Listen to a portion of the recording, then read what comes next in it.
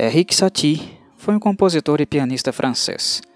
Foi também autor de muitos artigos para vários periódicos, e embora se orgulhasse de sempre publicar o trabalho em seu próprio nome, aparentemente ele já publicava sob o pseudônimo de Virginie Loubot, no final da década de 1880.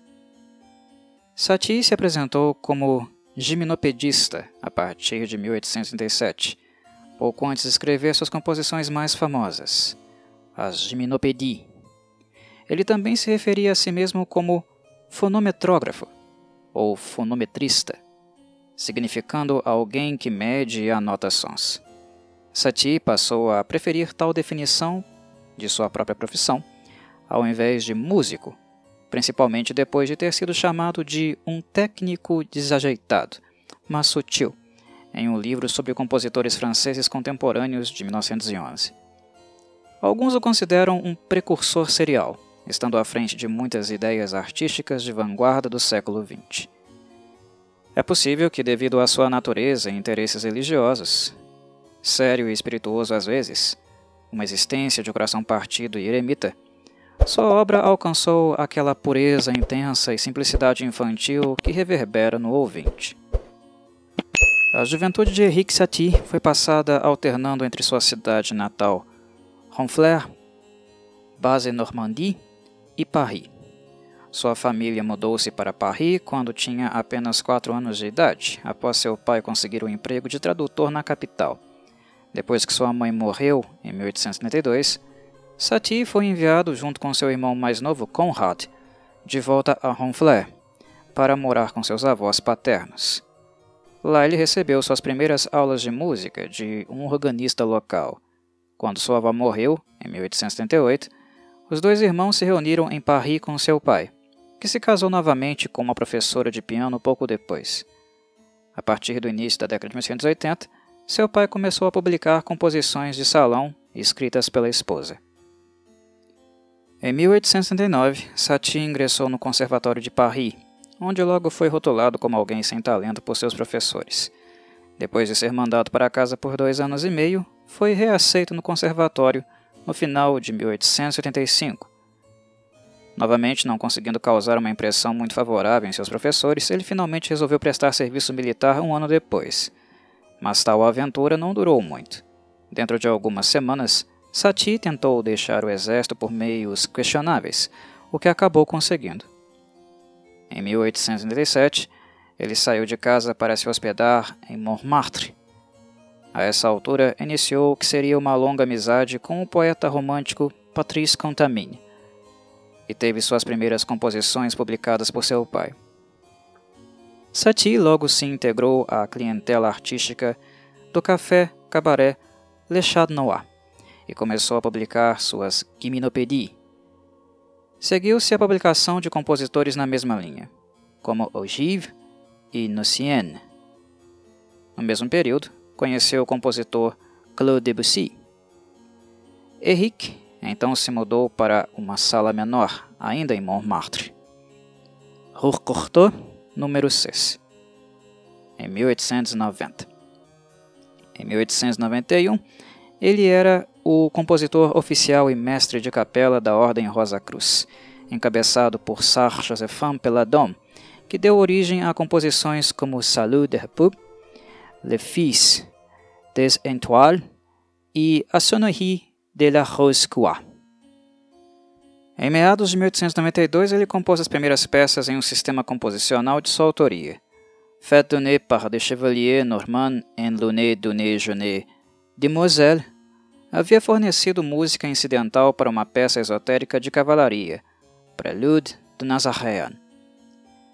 Seu primeiro embuste musical foi publicado, anunciando a estreia de Le Bâtard de Tristan, uma ópera anti-wagneriana que ele provavelmente nunca compôs.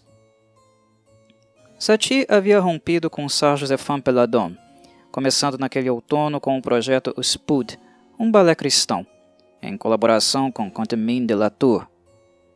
Enquanto os camaradas tanto do Le Chat Noir quanto do Auberge du Clou de Miguel Utrillo simpatizavam, uma brochura promocional foi produzida para o projeto, que se lê como um panfleto para uma nova seita esotérica. Satie começou um caso no início de 1893 com Suzanne Valadon, conhecida por seu trabalho como modelo para vários artistas, incluindo Edgar Degas, Renoir e Henri de Toulouse-Lautrec. Ela se tornou uma artista de sucesso e amiga de longa data do dono da taverna, Miguel Trillo e Morlius. Depois de sua primeira noite juntos, Satie propôs casamento, o que não ocorreu. Mas logo Valadon mudou-se para um quarto ao lado de Satie, na Rue Courtois. Ele estava obcecado por ela, chamando-a de Biqui, e escrevendo notas apaixonadas sobre todo o seu ser, olhos adoráveis, mãos gentis e pés minúsculos. Durante seu breve relacionamento, Satie compôs as Danses Gothiques como uma espécie de oração para restaurar a paz de espírito, e Valadon pintou um retrato dele, um presente. Depois de 6 meses, ela se mudou, deixando Satie de coração partido. Após o ocorrido, ele afirmou ficar com nada além de uma solidão gelada que enchia a cabeça de vazio e o coração de tristeza. Este foi, aparentemente, o único relacionamento íntimo que Satie já teve. No mesmo ano, conheceu o jovem Maurice Ravel pela primeira vez. Uma das composições de Satie, daquele período, As Vexations, permaneceria não divulgada até depois de sua morte. Ainda em 1893, ele fundou a Igreja Metropolitana de Arte do Cristo Guia. Como seu único membro, no papel de parcier e maître de chapelle, ele começou a compor uma Grande Messe, mais tarde conhecida como Messe de Purva, e escreveu uma enxurrada de cartas, artigos e panfletos mostrando sua autoestima em assuntos religiosos e artísticos. Por exemplo, ele se candidatou à Académie Française 2 vezes, não deixando dúvidas na carta de inscrição de que a diretoria dessa organização, presidida por Camille Saint-Saëns, tanto quanto lhe devia tal associação. Tais procedimentos, sem dúvida, ajudaram a destruir sua popularidade no establishment cultural. Em 1895, ele herdou algum dinheiro, permitindo-lhe ter mais alguns de seus escritos impressos, deixando de ser alguém com hábito sacerdotal e se transformando numa espécie de cavaleiro de veludo. Porém, em meados de 1896, todos os seus meios financeiros haviam se esgotado, e Satie teve que se mudar para alojamentos mais baratos, primeiro na Rue Courtois, para um quarto muito pequeno, e 2 anos depois de compor os 2 primeiros conjuntos de Pièces Froides, para Arcueil, um subúrbio a cerca de 10 quilômetros do centro de Paris, no distrito de Val-de-Marne, região de Île-de-France. Nesse período, ele restabeleceu contato com seu irmão Conrad, da mesma forma que Vincent van Gogh teve com seu irmão Theo, para vários assuntos práticos e financeiros, revelando alguns de seus sentimentos internos no processo. Em suas cartas para seu irmão, fica claro que Satie havia deixado de lado quaisquer ideias religiosas que não retornariam até os últimos meses de sua vida. Satie usava o humor com muita frequência para indicar seus muitos fortes pontos de vista. A partir do inverno de 1898 e 1899, ele passou a ser visto, em uma espécie de rotina diária, deixando seu apartamento no subúrbio parisiense de Arcueil para atravessar Paris até Montmartre, ou Montparnasse, retornando apenas à noite. Aparentemente, ele não havia rejeitado totalmente o romantismo e seus expoentes, já que se tornara mais moderado. No entanto, Satie rejeitou certos aspectos. Musicalmente, o que mais rejeitou, desde a primeira composição até a última, foi a ideia de desenvolvimento musical, ou entrelaçamento de diferentes temas, em uma seção de desenvolvimento em forma de sonata. Isso, naturalmente, tornou suas obras, especialmente as contrapontísticas, muito curtas, como, por exemplo, as fugas novas modernas, que não se estendem além da exposição dos temas. Satie afirmava não querer tomar o tempo de seu público além do necessário, evitando ser chato de alguma forma. Além disso, parece ter conseguido muito bem ficar longe da arte do melodrama, em seu significado histórico do então popular gênero romântico de palavras ditas para um fundo de música. No entanto, seu Le Pied de Méduse, de 1913, pode ser visto como uma paródia absurda desse gênero. Enquanto isso, algumas outras mudanças também ocorreram. Tornou-se membro de um partido socialista radical, conviveu com uma comunidade de Arkel e se envolveu no trabalho Patronage League para crianças, e mudou sua aparência para a de funcionário burguês, com chapéu coco, guarda-chuva e etc. Além disso, em vez de se envolver novamente em qualquer tipo de seita medievalista, ele canalizou esses interesses para um hobby secreto peculiar.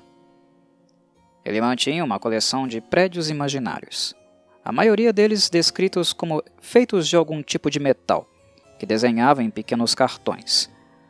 Ocasionalmente, estendendo a brincadeira, ele publicava pequenos anúncios anônimos em jornais locais, oferecendo alguns desses edifícios. Por exemplo, um castelo em chumbo, para venda ou aluguel. A partir deste ponto, as coisas começaram a acontecer rapidamente para Satie. Primeiro houve, a partir de 1912, o sucesso de suas novas peças curtas e bem-humoradas para piano. Ele escreveria e publicaria muitas delas nos anos seguintes, a maioria estreadas pelo pianista Ricardo Vinhas. Composições como Véritable Prélude Flasque, Vieux Sequian Evier Cuirasse, Embryon Desséché, Description Automatique e a Sonatine Bureaucratique, uma paródia de Muso Clemente, todas datam desse período. Seu hábito de acompanhar as partituras de suas composições com todos os tipos de comentários escritos estava agora bem estabelecido, de modo que alguns anos depois ele teve que insistir para que não fossem lidos durante as apresentações, evitando assim o gênero melodrama. Ele havia parado de usar barras de compasso a essa altura. De certa forma, essas composições lembravam muito as composições de Rossini dos últimos anos de sua vida, agrupadas sob o nome de Péché de vieillesse. Com toda a probabilidade, no entanto, Satie não tinha visto ou ouvido nenhuma dessas composições quando estava compondo sua própria música para piano nas primeiras décadas do século XX, já que as peças para piano de Rossini ainda não haviam sido publicadas. Disse que Diaghilev descobriu os manuscritos dessas peças de Rossini por volta de 1918, em Nápoles, antes de encenar La Boutique Fantasque.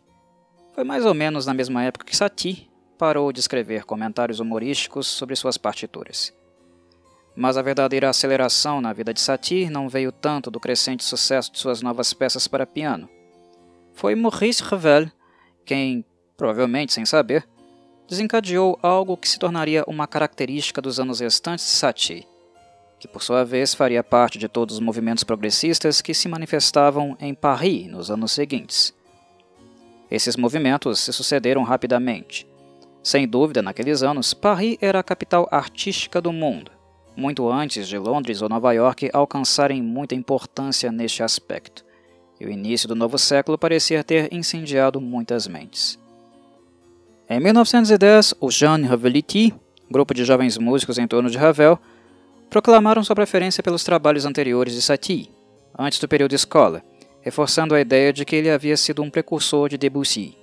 A princípio, Satie ficou satisfeito que pelo menos alguns de seus trabalhos estivessem recebendo a atenção do público, mas quando percebeu que isso significava que sua obra mais recente foi negligenciada ou descartada, procurou outros jovens artistas que se relacionassem melhor com suas ideias recentes. Assim, jovens artistas como Roland Manuel, e mais tarde Georges Auric e Jean Cocteau passaram a receber mais atenção do que o Jean. Como resultado de seu contato com Roland Manuel, Satie voltou a divulgar seus pensamentos com muito mais ironia do que havia feito antes. Entre outras obras, as Mémoires d'un amnésique e Kyrie d'un mammifère. Com Jean Cocteau, que ele conheceu em 1915, começou a trabalhar em música incidental para uma produção de Sonho de uma Noite de Verão, de Shakespeare, resultando em Cinq Grimaces. A partir de 1916, Satie e Cocteau trabalharam no ballet Parade, que foi estreado em 1917 pelos Ballets Russes de Sergei Diaghilev, com cenários e figurinos de Pablo Picasso e coreografia de Leonid Massine.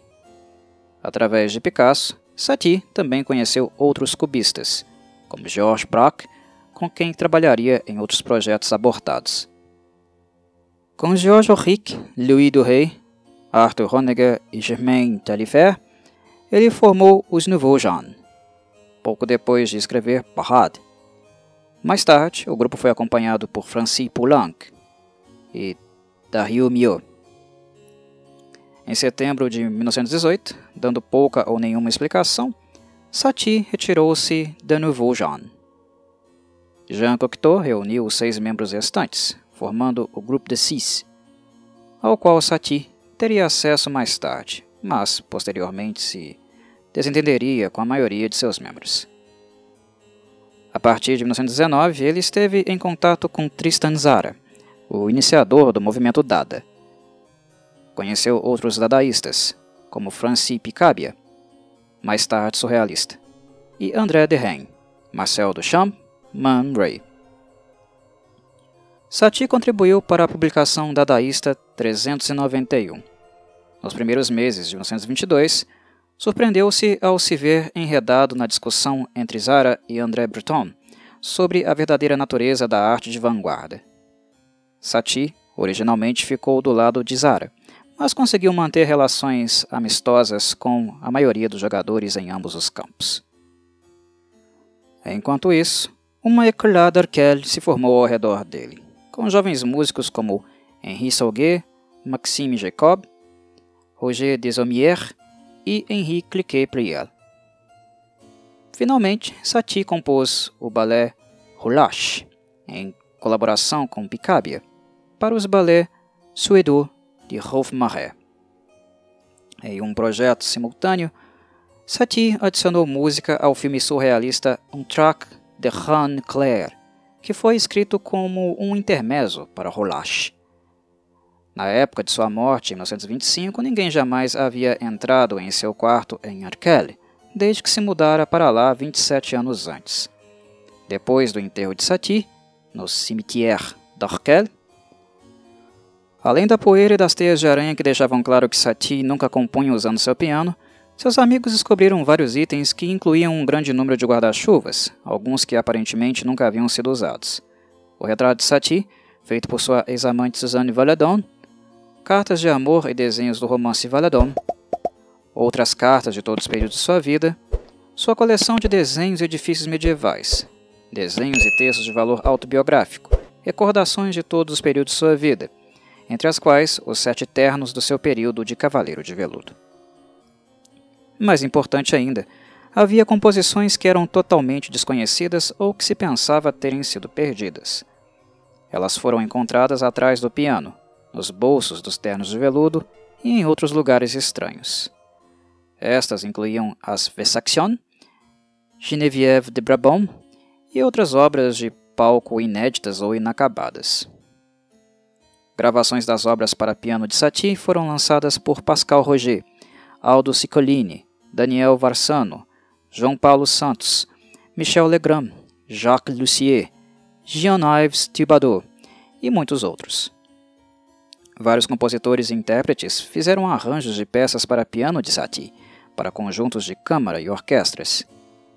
Em 2000, o ex-guitarrista do Genesis, Steve Hackett, lançou o álbum Sketches of Satie, apresentando suas obras no violão, com contribuições de seu irmão John Hackett na flauta.